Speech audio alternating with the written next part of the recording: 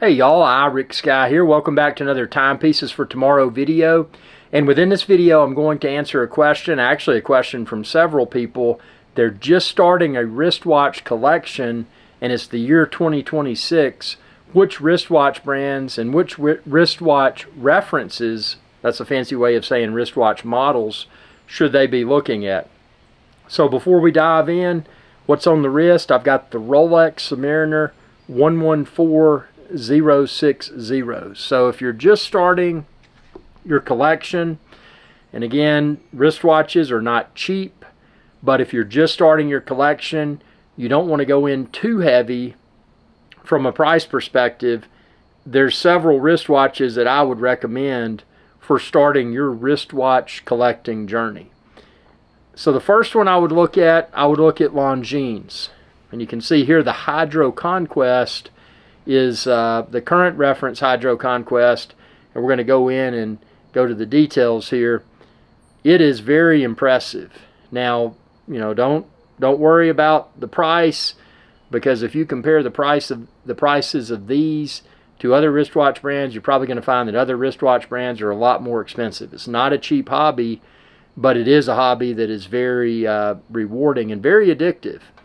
So Hydro Conquest, the current reference, as you can see here, very good wristwatches. You can get them in a 42 millimeter size at the time of filming this, and then also I think they've got them in 39 millimeter. But I really like this one here with the black bezel, black ceramic bezel, and like a mesh style bracelet. I think that looks cool.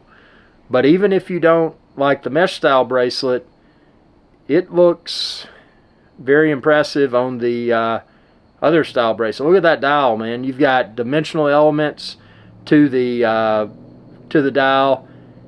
You've got proper water resistance of 300 meters. You've got a ceramic bezel, so high water resistance. There's the clasp. It looks really nice. So bracelet is subjective. I mean, you may like this style bracelet. You may like a different color option. I mean, a variety of different colors here for the Hydro Conquest. And just now that's the old style there towards the bottom. I would probably stay away from it, and I would stick with the new style. Also from Longines, something I would look at would be the, let's see, the Conquest. That's a good one to consider if you don't want something with a bezel. This is also a good one, the Legend Diver. Now, probably at a higher price point, but something that's unique and something that you can get. And so you need to know this. Always buy a wristwatch on a bracelet if a bracelet is an option, because you can always add a rubber strap later. But adding a bracelet later is often difficult. But you can see this here. I mean, it's a unique look to the wristwatch, and that's and again probably a higher price point than the other, but that's another one to consider. Jumping out of Longines, I would recommend Oris.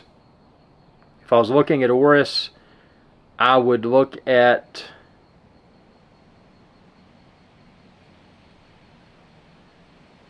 something kind of different. If you look at the Aquis or the Aquis or Key, however you say it, there's a lot of really cool dials that you can get.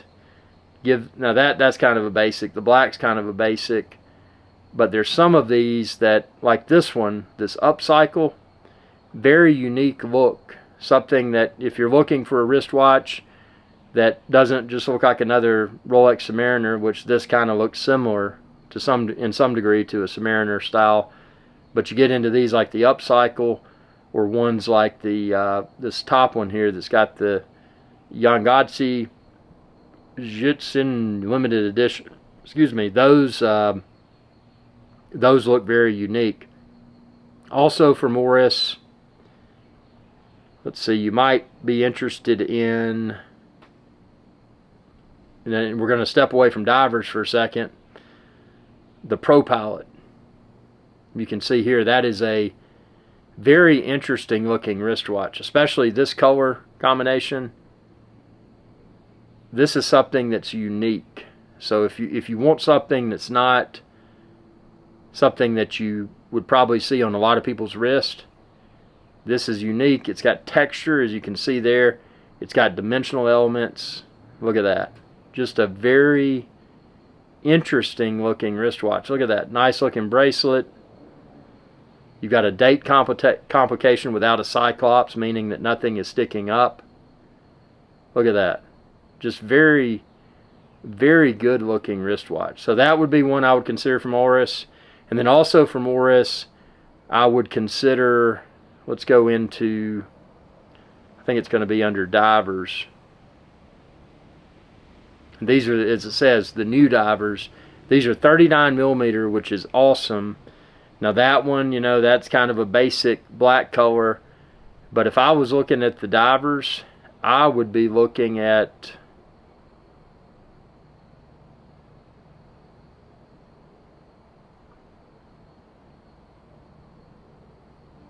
this one's kind of neat. Look at that. So a dive watch, 39 millimeters, good looking dial. Stainless steel case, ceramic minutes, scale top ring. So it's ceramic.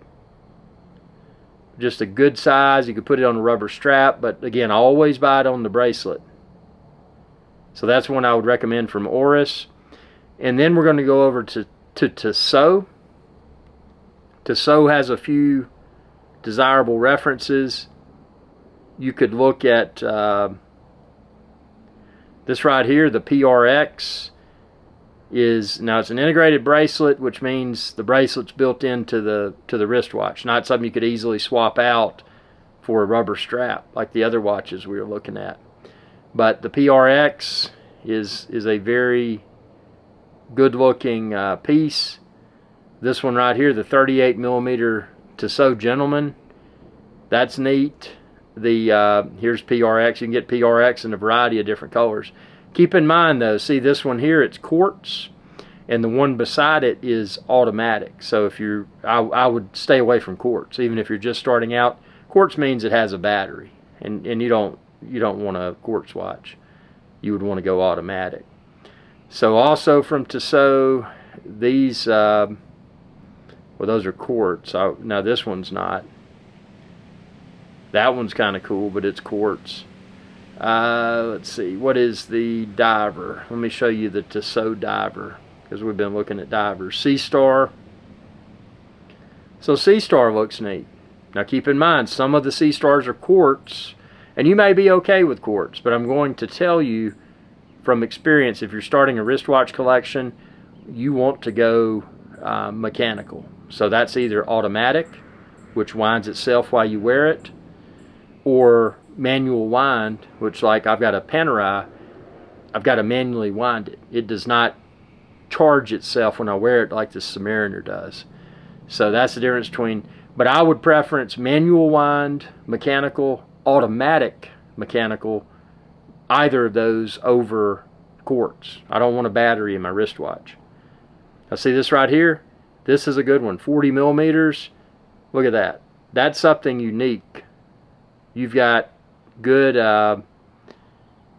good design. You've got an exhibition case back, meaning you can see the movement. Bracelet looks nice. Look at that. Good size, 40 millimeter. It has, let's see, water resistance of 300 meters, 1,000 feet, which is great. Stainless steel case. Screw down crown. Again, screw down crown just means that that's what you're going to find on a wristwatch that has greater water resistance, because it screws down and it better prevents water from entering the watch. See, case material. So this one has case options, mineral bezel ring. That's interesting, because a lot of the other watches we were looking at, they said ceramic or they were aluminum. This has a mineral bezel ring. The bezel ring is the black part that has the numbers on it. So that's another good one to consider. So these were just a few suggestions if you're just starting your wristwatch collecting journey in calendar year 2026, because inevitably, because the economy as a whole, things everywhere have gotten more expensive. I mean, even a pack of hamburger buns has gotten to be a lot more expensive. But that doesn't mean that it's impossible to enter into the wristwatch collecting hobby space. But don't just do it and say, oh, because something is less expensive, that it's what you're going to get. Save up a little bit longer if you need to and get the good stuff. But these references that I just showcased, and Tissot, Longines, and Oris, they have some other desirable references too.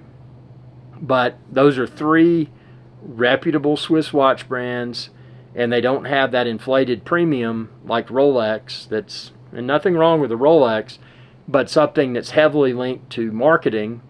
And then also companies like Rolex and their sister brand Tudor, they often do annual price increases. So year after year, the prices, even in used condition, if you own a Rolex for a few years, even in used condition, because of the annual price increases, it'll probably be valued at a greater amount than it was when it was new. I mean, don't take that for granted. Things can change.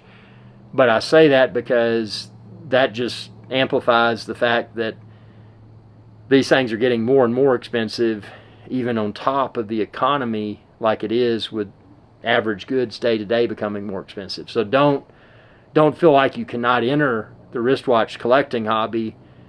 Do so in a controlled fashion. I mean, don't go out, like I mentioned, don't go out and buy quartz wristwatches from those brands.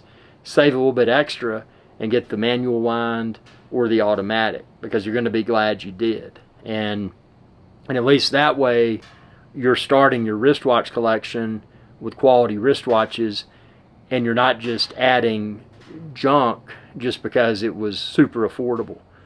Again, buying a wristwatch is going to sting a little bit, but if you save and you plan and you acquire quality timepieces, you're going to be happier in the long run. And part of that is, if you acquire something and you find that you don't really like it that much, something that's desirable is potentially easy to sell or easy to trade out of. Whereas if you get something like a quartz and spend, I don't know, hypothetically a few $100s less, that's probably something that would be extremely difficult to sell or trade. Not saying you couldn't, but take that into consideration, especially as a new wristwatch collector. And most importantly, subscribe to my channel. Check out my Timepieces for Tomorrow video playlist. I've been collecting wristwatches for almost 40 years. I'm not an expert, but I'll answer any questions that you may have. Subscribe, ring that bell, post your comments below, and I'll try to post follow-up video responses. Y'all have a good day. Hey y'all, iRick Guy here. I hope you enjoyed this video, and please be sure to subscribe to my channel, and when you do, ring that bell icon to be notified whenever I post another video. Thanks for your viewership, and y'all have a good day.